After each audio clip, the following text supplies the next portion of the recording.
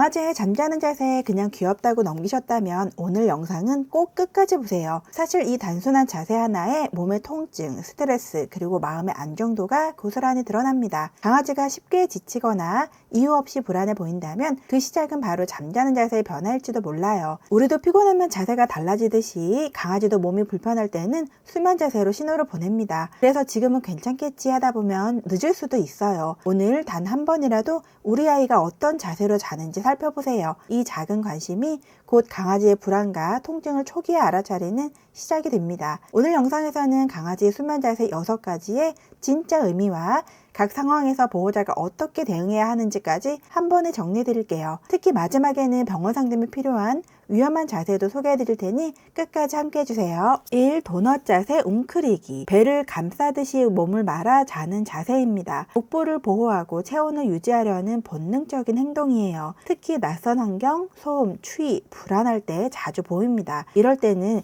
실내 온도와 바닥 냉기를 먼저 점검해 주세요. 포근한 담요나 둥근 쿠션을 준비해주면 안정감이 생깁니다. 평소보다 웅크림이 잦아지고 무기력하거나 낑낑거림, 과도한 핥기 행동이 보인다면 컨디션 저하나 통증 가능성이 있으니 건강 체크가 필요합니다. 2. 옆으로 눕기. 이 자세는 긴장이 완전히 풀린 깊은 숙면의 신호입니다. 주변 환경과 보호자에게 충분히 신뢰를 느낄 때 나타나요. 이럴 때는 깨우지 말고 조용히 지켜봐 주세요. 등을 대고 함께 누워 자는 경우는 강한 유대감의 표현입니다. 미세한 다리 꿈틀이나 수면 격려는 정상적인 렘 수면 반응이에요. 3. 슈퍼맨 자세 혹은 개구리 자세. 앞뒤 다리를 쭉 뻗고 배를 바닥에 대고 자는 형태죠. 체온을 식히거나 잠시 쉬면서 언제든지 일어날 준비가 된 상태입니다. 활동량이 많고 에너지가 높은 아이에게 자주 나타납니다. 이럴 때는 여름철엔 바닥 온도를 확인하고 쿨매트나 타일 구역을 마련하세요. 더운 날이 아닌데도 자주 이런 자세를 보인다면 낮 시간에 활동량이 부족할 수 있으니 산책과 놀이 시간을 늘려주세요. 단 이 자세는 얕은 휴식 상태이므로 만지면 쉽게 깨니까 강아지가 너무 예뻐서 스킨십을 하고 싶지만 조금만 참아주세요. 4번째 사자 자세, 스핑크스 자세. 앞발을 받치고 머리를 얹은 채 눈만 살짝 감는 경우예요. 비상 대기 상태로 주변이 어수선하거나 곧 부를 것 같다라는 기대감을 가질 때 자주 보입니다. 이럴 때는 주변 소음, 잦은 동선,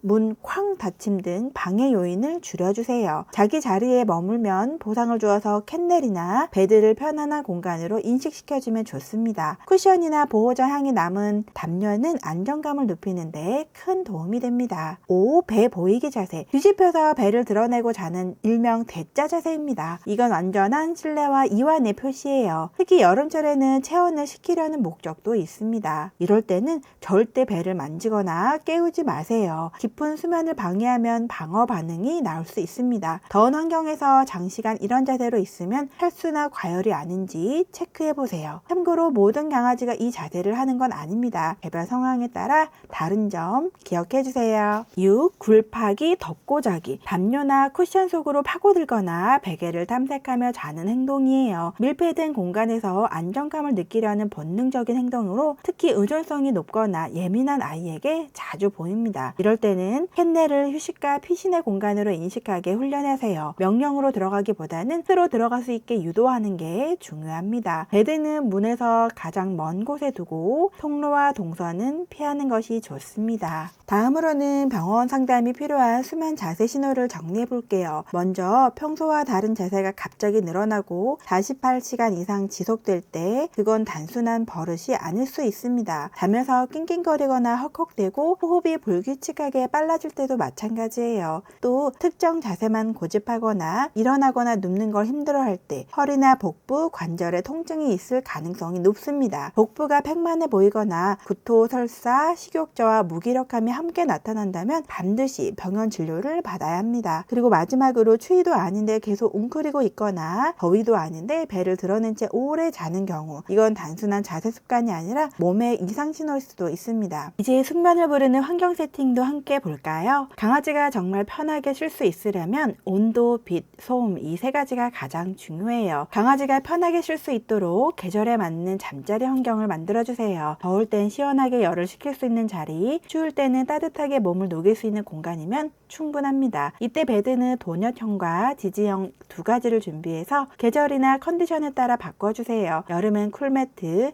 겨울엔 포근한 담요를 활용하면 더 좋아요. 잠자기 전에는 산책과 배변을 마친 뒤 조용히 자리로 유도해 방해받지 않도록 해주세요. 이게 바로 숙면 루틴의 핵심입니다. 그리고 마지막으로 꼭 기억하세요. 깊이 자고 있을 땐 배나 발바닥을 만지지 않는 것, 그건 사랑이라도 아이에게 숙면을 깨는 방해가 될 수 있습니다. 결국 강아지의 잠자는 자세는 단순한 귀여움이 아니라 몸과 마음이 보내는 작은 신호의 언어입니다. 오늘 밤 우리 아이가 어떤 자세로 자는지 잠시 조용히 지켜봐 주세요. 이런 작은 관심 하나가 우리 아이의 건강 수면과 행복한 하루를 바꾸게 됩니다. 지금 행복해요, 편안해요, 이 마음을 읽어줄 수 있다면 우리는 이미 최고의 보호자입니다. 그리고 이런 편안한 잠은 결국 규칙적인 하루 루틴에서 시작됩니다. 특히 식사 시간이 일정하면 불안이 줄고 숙면의 질도 훨씬 높아지죠. 이미 올려둔 자동급식기 영상을 함께 보신다면 우리 아이의 하루 리듬과 건강 루틴을 완성하는 데 큰 도움이 될 거예요. 아래 고정 댓글에 영상 링크 남겨두었으니 지금 바로 확인해보세요. 강아지와 더 깊은 신뢰를 쌓고 싶다면 구독과 함께 끝까지 함께 해주세요. 감사합니다.